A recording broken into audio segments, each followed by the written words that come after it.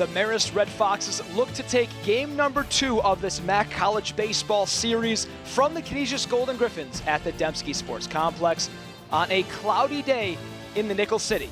Hello everyone and welcome to College Baseball on ESPN Plus and the Franco's Pizza pregame show. I'm Vinnie Christiano III alongside Howard Simon. And game number 1 yesterday was a pitching duel. 20 combined strikeouts for each of these staffs, Howard. Yeah, everybody did a great job. The 2 starters, the 2 relievers for their respective teams. Peyton Consigli started for the Griffs. 7 strong innings from him.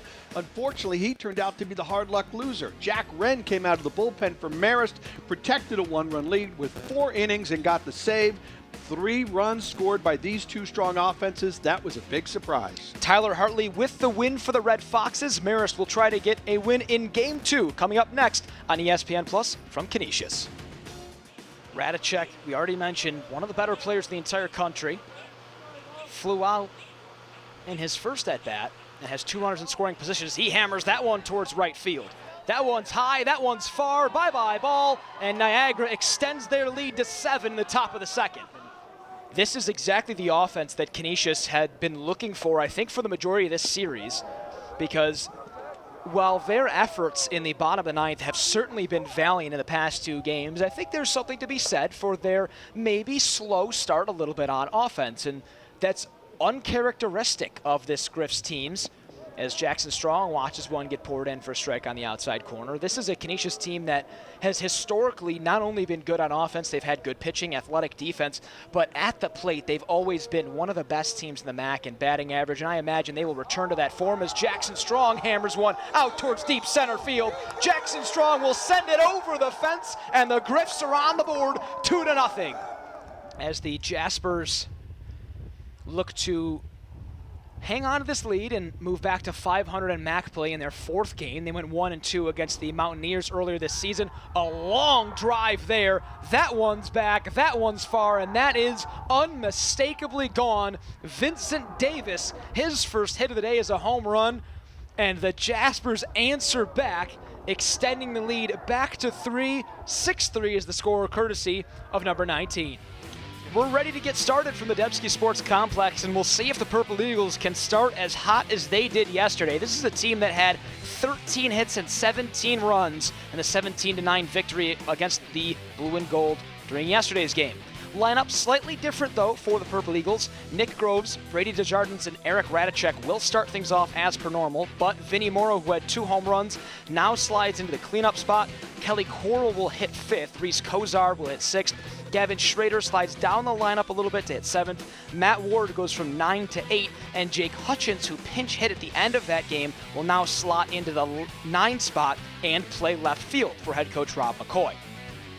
For the Griffs on defense, Ty Weavers will start behind the dish today with Tommy Sheridan hitting in the DH spot. He did suffer a little bit of an injury. We saw him pinch hit yesterday, so likely not quite at 100% health to be playing catcher, especially with the MAC tournament coming up next week. Justin Giuliano on the bump today for the Griffs. He's been the day 2 starter for majority of the year.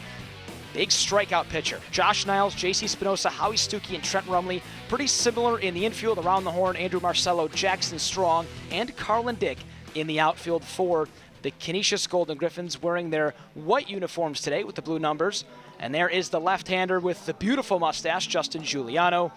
He's got a 3-4 record this season with a 4.61 ERA, 56 2/3 innings pitched, and you see there, Howard, 62 strikeouts. This is a guy who will throw strikes. Yeah, it's even better against MAC competition. If you look at just the MAC games, not the overall games, which you see the stat on the screen, just in 36 innings against MAC teams this season, Justin Giuliano has 44 strikeouts in those 36 innings, and also, very important, he's only walked 17 batters, so he's a good control pitcher, which is really important when you face a very dangerous Niagara lineup.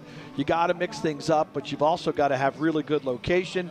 They're a talented group of hitters. They've got collectively a pretty strong group of batting eyes, so they really make you work on the mound, but this is a really interesting matchup. Giuliano knows what's on the line for now, right? Canisius' magic number to clinch a spot in the tournament is 1. So if the Griffs win today, or if Manhattan loses today, or if Quinnipiac loses today, Canisius is in. Niagara's magic number is 1 to clinch a top 2 spot and the all-important day 1 bye at the MAC tournament next week. And if you want to have success against the lineup, it starts by keeping number 5 off the bases. And the Griffs were not able to do that yesterday. Look at Nick Groves' numbers. Those are tremendous numbers. He is the tone setter for this lineup. He's not the only hitter, but he's the guy that gets on base, whether it's singles, whether it's walks. He usually gets in motion. He's stealing bases. He really kind of is the guy, like I said, who sets the tone for a very dangerous Niagara lineup from top to bottom. So Mr. Giuliano has his work cut out for him today. I already mentioned, Howard, how many hits Niagara had yesterday. They also worked a lot of walks, and they put themselves on base, and then the hitters brought the runners in. Very quickly making a play on this first one, and throw over is going to get a first out, which did not happen for the first 3 innings yesterday. Nick Groves tries the bunt. Giuliano gets the 1-3 putout. Yeah, it's little things like get through the first inning scoreless, which they weren't able to do yesterday. They were in such a big hole after the second and then third innings. Not a bad idea for Groves, who has good speed, and he has bunted for base hits. Giuliano coming off the mound quickly, able to field that and have a good amount of time to make a good throw over to first base and get Groves. Groves was one of those players who walked 3 times yesterday in each of the first 3 innings. Brady Desjardins singled his first time up yesterday on a day where he went 3 for 4, scored 3 runs, and had 3 runs batted in, while also being hit by a pitch. He puts contact on that one, right towards J.C. Spinoza. He will make the throw over, and on 3 pitches, there's now 2 outs. Yeah, great start for Giuliano. And you brought up the numbers with the walks. At times yesterday, you give credit to Niagara for the 13 hits, right? But at times yesterday, as we see Spinoza, the freshman, make the play here, the Canisius pitchers were their own worst enemy. They gave up 8 walks yesterday, and there were 4 wild pitches and a hit batter.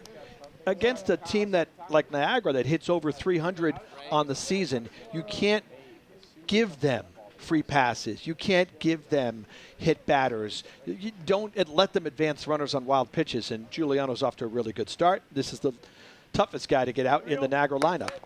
Eric Rataczak was 3 for 6 yesterday with a homer and 4 runs batted in. He scored 2 runs, did strike out looking once, and right now is one of the best players in the country in terms of batting average.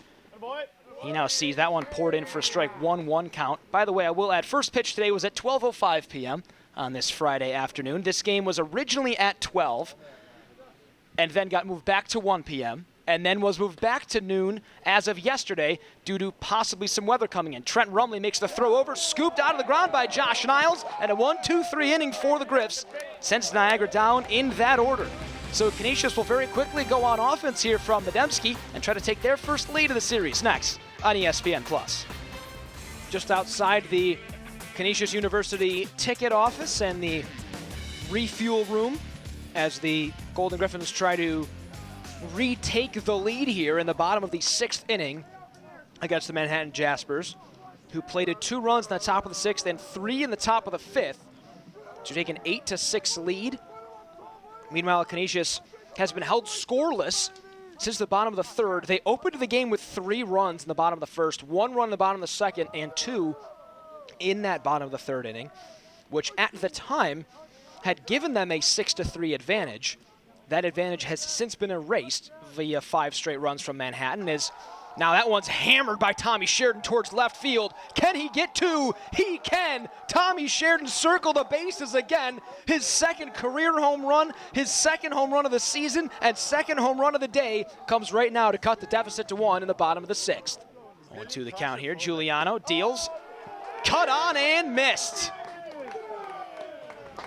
Another great inning from Justin Giuliano. Niagara no score, Canisius no score, midway through 3. Griffs go back on offense to try to change that here. It's MAC College Baseball on ESPN+. Justin Kapuscinski, the righty, now up for the Red Foxes. Another batter with a lot of power, who was held mostly off the book yesterday. He was 0 for 4 with a strikeout. And that 0 for yesterday snapped his 32-game on-base streak. So yeah, the pitchers did a tremendous job, Canisius. Peyton Consigli and Tom Peltier limiting the Marist bats. Nice pitch from Justin Giuliano to bring the count to 1-2 as they check the swing down at first. And now Giuliano with the advantage here on Kapuscinski in another jam here. Remember, 2 runners on for the Red Foxes, 2 outs. That ball inside, called strike 3. Justin Giuliano, 2 strikeouts back-to-back. He's fired up, and the Griffs are as well. They'll go on offense in the bottom of the 3rd next on ESPN+.